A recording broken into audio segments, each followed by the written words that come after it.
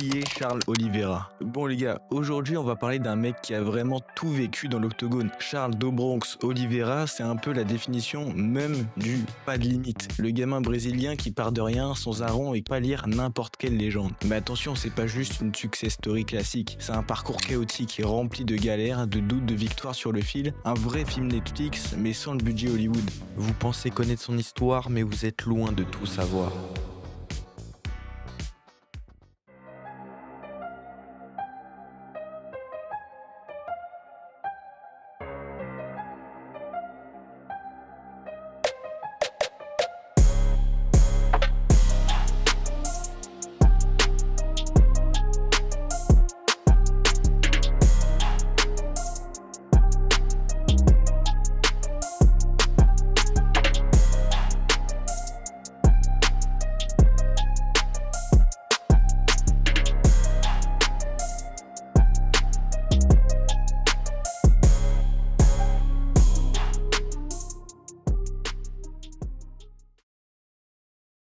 Charles, c'est un gars de Guarpra, une ville qui fait rêver avec ses plages. Mais là, on parle pas du tout du quartier VIP. Non, il a grandi dans un coin où tu dois vite apprendre à te défendre. Parce que la vie est loin d'être un conte de fées.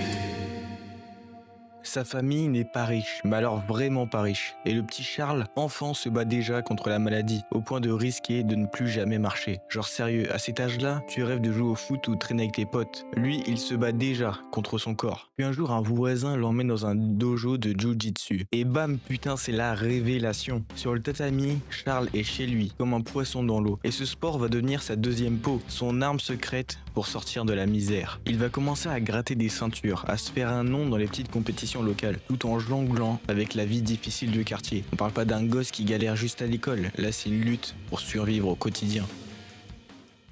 À l'adolescence, Charles découvre le MMA, ce mélange brutal qui va lui offrir une chance. Les débuts sont loin d'être des paillettes de l'UFC. C'est des combats dans des clubs poussiéreux, parfois sur des anneaux bricolés, avec un public qui lance plus fort que le son de la sono. Mais Charles, il défonce tout. Ses soumissions deviennent légendaires, sa capacité à retourner un combat en sa faveur fait parler. Le bouche à oreille commence à circuler dans le milieu brésilien. Les gens commencent à le suivre, même s'il est encore loin des projecteurs. C'est le genre de gars que tu veux voir sur le ring. Sauvage, technique, imprévisible, les adversaires se méfient, mais lui, il s'en fout, il avance.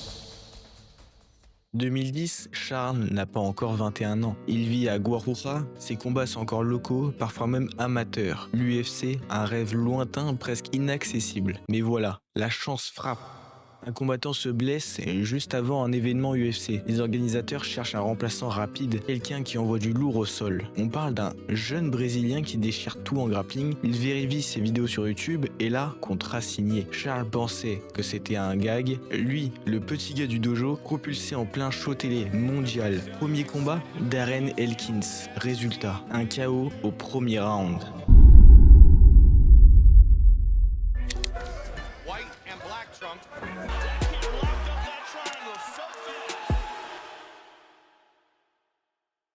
Mais attention, on n'est pas dans un conte de fées facile. Au début, Charles enchaîne victoires et défaites, parfois humiliantes. Il perd contre des gars comme Jim Miller ou Donald Cerrone, des vieux briscards de la catégorie. En plus, il joue avec son corps, poids plume, poids léger. Il monte, il descend, il stresse pour les coupes de poids, le corps morphe. Les performances sont en dents de scie. Les fans commencent à se demander si ce talent brut arrivera vraiment à éclore. Mais Charles refuse d'abandonner. Chaque défaite, il la prend comme une leçon. Il travaille sa boxe, sa lutte, il se forge un mental d'acier et même dans ses défaites, il continue à casser des records de soumission. C'est un artiste du sol, un poète du combat. À partir de 2018, c'est la métamorphose. Charles n'est plus ce jeune fou qui se perd entre victoire et défaite. Non, là, il devient une véritable stratégie. Il affine sa technique, bosse sa condition physique comme jamais et surtout, il apprend à gérer la pression. On parle d'un gars qui se remet en question tous les jours. Un jour, il s'entraîne avec ses potes. Le lendemain, il étudie les combats de ses futurs adversaires comme un analyste. Cette discipline, ça change tout.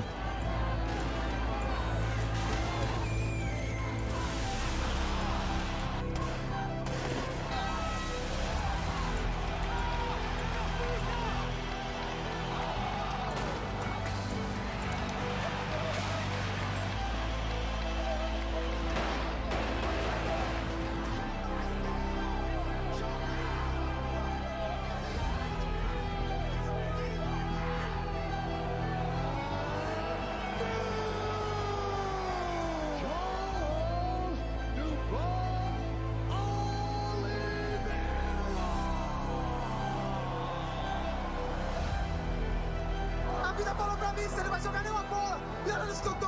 Eu sou campeão mundial, irmão.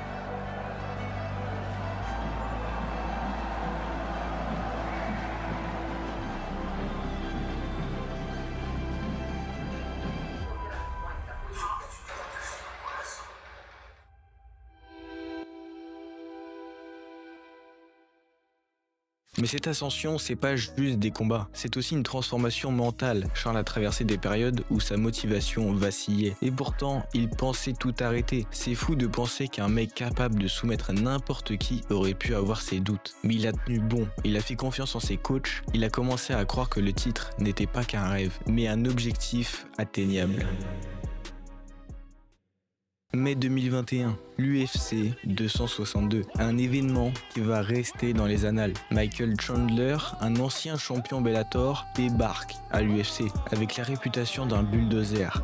Le combat commence et dès la première minute, Charles se fait malmener et se prend des coups lourds. Chandler est agressif et envoie la peur dans le public. Est-ce que Do Bronx va tenir? Ce que personne ne voit, c'est que Charles est en train de mettre en place un plan. Il encaisse, il analyse et il attend sa fenêtre de tir.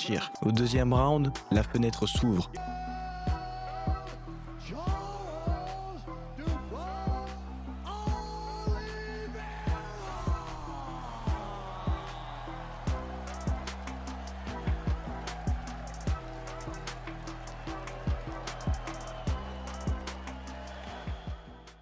Une fois champion, le vrai test commence. Dustin Poirier, ce n'est pas rigolo. Un guerrier du ring qui n'a jamais peur de prendre des coups. Leur combat, un échange de coups brutal avec des moments où chacun aurait pu mettre fin au combat. Charles, blessé et fatigué, ne baisse jamais les bras et finit par soumettre Poirier, une preuve de son incroyable endurance mentale.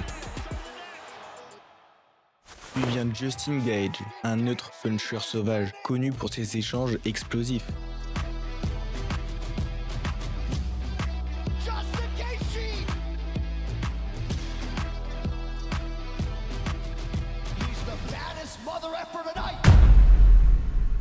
Le combat est un vrai festival avec des rounds où les deux hommes s'équilibrent tout. Charles se fait toucher mais réussit à imposer.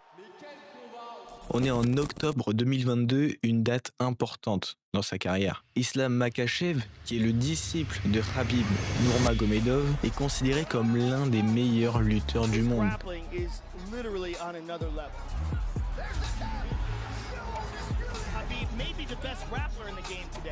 Khabib is one of the biggest stars in all of sports, not just the UFC.